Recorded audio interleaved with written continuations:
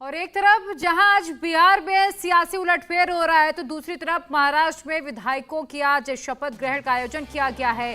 आज का दिन महाराष्ट्र की सियासत में बहुत बड़ा है। 40 दिन के इंतजार के बाद आज महाराष्ट्र में शिंदे मंत्रिमंडल का विस्तार होगा।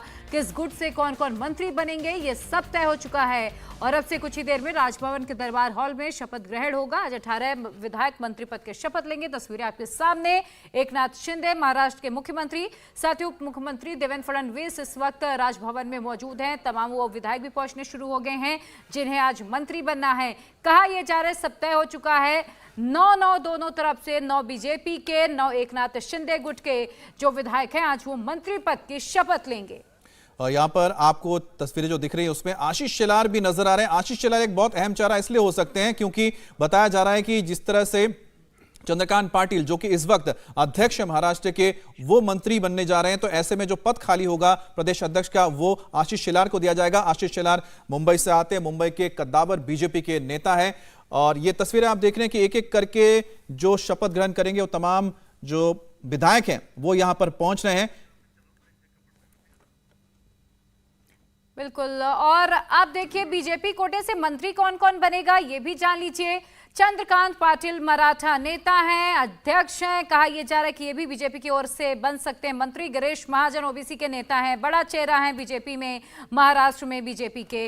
इसके अलावा अगर हम बात करें सुधीर मुनगंटीवार, वैश्विक नेता विजय कुमार गावित, आदिवासी नेता, ये बिल्कुल फाइनल लिस्ट है। यही तमाम वो चेहरे जो आज बीजेपी कोटे से मंत्री बन रहे हैं। और सुधीर मुनगंटीवार वैश्य नेता है और आदिवासी नेता है विजय कुमार गावित, ये भी मंत्री पद की शपथ लेंगे। इसके अलावा राधाकृष्ण विखे पाटिल जो मराठा नेता है और साथ ही सुरेश खाड़े जो दलित नेता है वो भी इसमें आ रहे हैं। और आपको बता दें राधाकृष्ण विखे पाटिल जो कि विदर्भ से आते हैं, विदर्भ के बड़े नेता है, और अतुल सावे ओबीसी नेता है और रविंद्र चौहान जो कि मराठा नेता है, उन्हें भी मौका मिल रहा है। तो यहां पर एक बैलेंस रखा गया मराठा और ओबीसी नेताओं की, क्योंकि जो महाराष्ट्र की राजनीति है उसमें ओबीसी और जो मराठा है एक बहुत बड़ा रोल प्ले करते हैं और यही वजह कि बीजेपी ने जो 9 लोगों को चुना है उसमें हर एक वर्ग को यहां पर प्राथमिकता या फिर आप कह सकते हैं कि भागीदारी दी गई है। अब मंगल प्रभात लोढ़ा जो मारवाड़ी नेता है, और अब शिंदे कैंप की बात कर लेते हैं। शिंदे कैंप में कौन कौन से चेहरे हैं? बिल्कुल, और देखिए शिंदे गुट से गुलाबराव पाटिल ओबीसी के नेता, उदय सामंत मराठा नेता, यानी दोनों तरफ से जातिगत समीकरण को पूरा ध्यान में रखा गया है। शिंदे गुट से हम आपको जो मंत्री बनने वाले हैं उनके नाम बता रहे हैं। दीपक केसरकर कोकल रेंज के नेता, बड़ा चेहरा, शिंदे गुट के बड़े समर्थक और विधायक हैं। शंभूराजे देसाई मराठा नेता। तो देखिए मराठा ओबीसी जैसे कि हम लगातार अभी बात कर ही रहे हैं, अमित भी आपको बता रहे थे, बीजेपी ने भी इसी बात का ध्यान रखा। एकनाथ शिंदे गुट की ओर से भी इसी बात का ध्यान रखा गया। संदीपान भुमरे मराठा नेता है, दादा भूसे मराठा नेता। तो ये शिंदे गुट के मंत्री हैं जो अब से कुछ ही देर में, ये विधायक जो अब से कुछ ही देर में मंत्री बन जाएंगे, शपथ लेंगे। और हमारे तमाम सहयोगी अलग अलग जगहों से जुड़े हुए हैं, लेकिन फिलहाल महाराष्ट्र की राजनीति का चूंकि हम आपको बता रहे हैं, सचिन चौधरी हमारे साथ जुड़ चुके हैं। सचिन, वो जो चेहरे जो आज विधायक से मंत्री बनने वाले हैं वो हम अभी नाम भी बता रहे थे, क्या तैयारी चल रही है? क्या हर जिन चेहरों को आज मंत्री पद की शपथ लेना है वो सब वहां पर पहुंच चुके हैं? जी बिल्कुल, मैं आपको सीधे तस्वीरें दिखाना चाहूँगा। राजभवन का ये दरबार हॉल है और ये दरबार हॉल पूरी तरह से यहाँ पर भर गया है। मुख्यमंत्री, उप मुख्यमंत्री पहले पंक्ति में यहाँ पर बैठे हुए चेयर पर, और उसके अलावा जिन विधायकों को मंत्री पद की शपथ लेनी है एक कतार से आप देखेंगे कि सबसे पहले दादा भूसे, दाई तरफ में जो बाई तरफ है दादा भूसे, दाढ़ी सफ़ेद दाढ़ी वाले, उनके पीछे सुरेश खाड़े बीजेपी के हैं।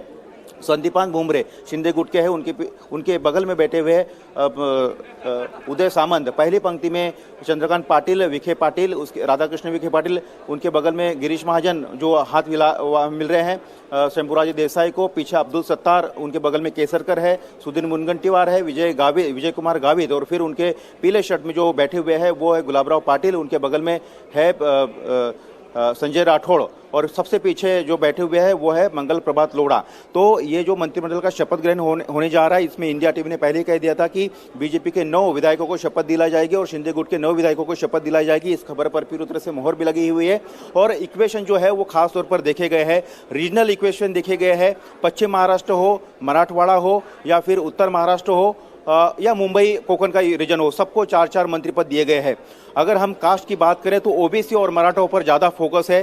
ज़्यादा से ज़्यादा 4-4, 5-5 मंत्री जो है वो ओबीसी है और जो मराठा कास्ट से है। इसके अलावा शेड्यूल कास्ट और शेड्यूल ट्राइब, इसमें संजय राठौड़ जो है शेड्यूल ट्राइब में है और शेड्यूल कास्ट की अगर बात करें तो सुरेश खाड़े है और आदिवासी मंत्री के तौर पर विजय कुमार गावित को इस मंत्रिमंडल में स्थान दिया है। मराठा नेताओं की बात करें तो चंद्रकांत पाटिल है, राधाकृष्ण विखे पाटिल है। अगर शिंदे गुट की बात करें तो वहाँ पर दीपक केसरकर है, शंभूराज देसाई है, कद्दावर जो नेता है ये है। खास बात यह है कि रीजन कास्ट को ध्यान में तो रखा ही रखा गया है, लेकिन ये जो मंत्री पद की शपथ ले रहे हैं आज जो विधायक है ये पहले भी मंत्री रह चुके हैं, यानी इनके पास अनुभव है। और इसका मुख्य कारण ये भी है कि 8 दिन के बाद जो है वो महाराष्ट्र 17 तारीख से ये बताया जा रहा है कि महाराष्ट्र। माफ कीजिएगा, मैं आपको थोड़ा सा रोक रही हूँ। इसके साथ एक और जानकारी भी साथ साथ देते चलिए। क्या पोर्टफोलियो को लेकर भी चर्चा हो चुकी है, किसे क्या मंत्रालय मिलना है?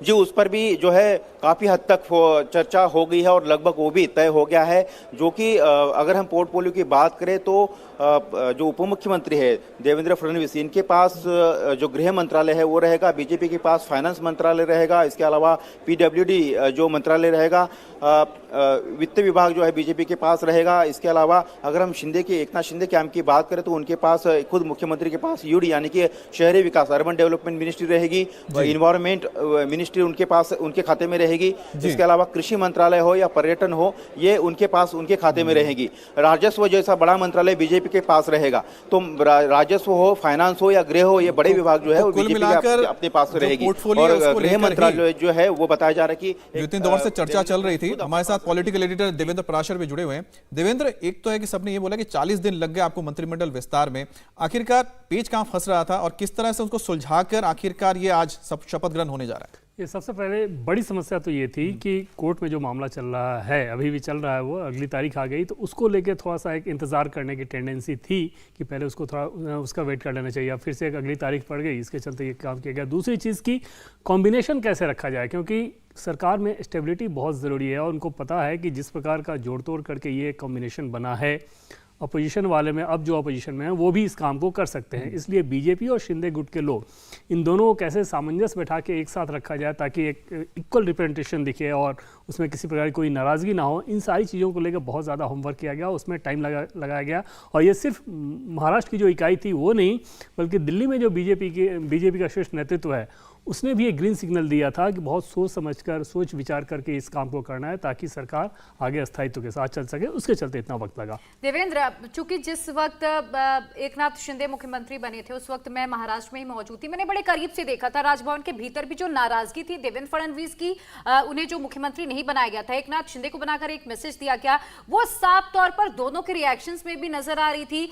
लेकिन आज वही तस्वीरें बिल्कुल बदली सी नजर आ रही हैं। दोनों के बीच एकदम तालमेल बेहतर तरीके से बैठ गया है। चूंकि आप राजनीति मुझसे ज्यादा बेहतर समझते, तो आपको क्या लग रहा है कि ये सब कुछ दिल्ली आने से ही संभव हुआ? क्योंकि एकनाथ शिंदे और देवेंद्र फडणवीस लगभग 4 बार दिल्ली आ चुके हैं। एकनाथ शिंदे और देवेंद्र फडणवीस जब मुख्यमंत्री हुआ करते थे उसके काफी पहले से, और मुख्यमंत्री जब रहे तब भी, उस दौरान भी इन दोनों के बीच इक्वेशन बहुत बेहतर रहा है हमेशा से। दोनों लगभग एक पेज पे रहे हैं। और जब फडणवीस मुख्यमंत्री थे और तो उस समय अगर शिंदे किसी भी काम के लिए जाते थे तो बहुत आसानी से उनका एक्सेस रहता था, किसी समस्या को लेकर बताना, कुछ करना हो, तो वो इक्वेशन बहुत स्मूथ था। हाँ, देवेंद्र फडणवीस सीएम नहीं होंगे ये फैसला बीजेपी के राष्ट्रीय नेतृत्व का था और उसको देवेंद्र फडणवीस को इस बात की जानकारी दी गई थी। हालांकि बहुत बाद में इस बात की जानकारी दी गई जो हमारे सोर्सेज बताते हैं, लेकिन इसमें शिंदे की कोई भूमिका नहीं थी, शिंदे की तरफ से कोई शर्त नहीं थी।